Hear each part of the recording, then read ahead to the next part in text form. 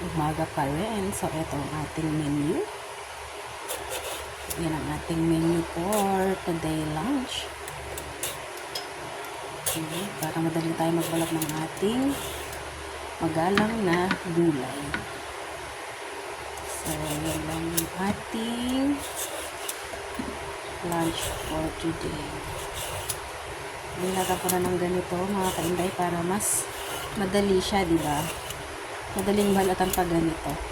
Pag peeler ang gamit mo. So, yan. Dalawang maliit lang yan. So, solve na tayo dyan.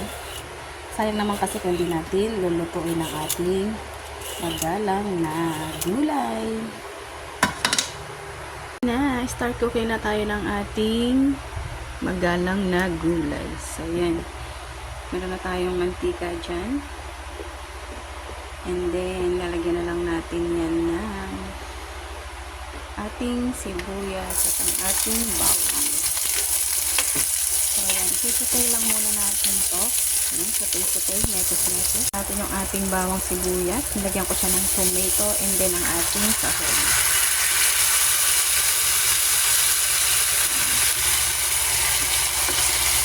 Yan ang ating sahog mga kainday. Okay na yan. Metos-metos lang din. Magalang na gulay. Ayan, malagay lang natin dyan. Siyempre hindi natin nalagyan yan ng water kasi maano na to, watery ng ating magalang na gulay. So, pag ganyan, takpan muna natin yan kasi hindi natin yan mahalo. So, takpan muna natin hanggang sa maluto yung hanggang umimpis siya mga kainday.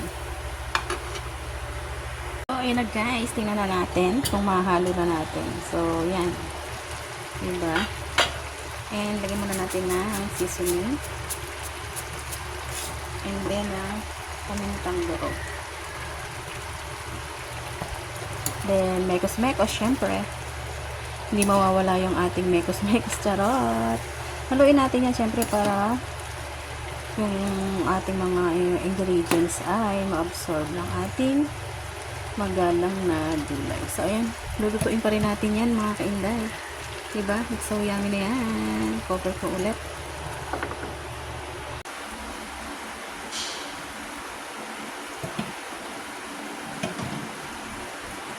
So, ayan na mga kainday ang ating nilutong ulam.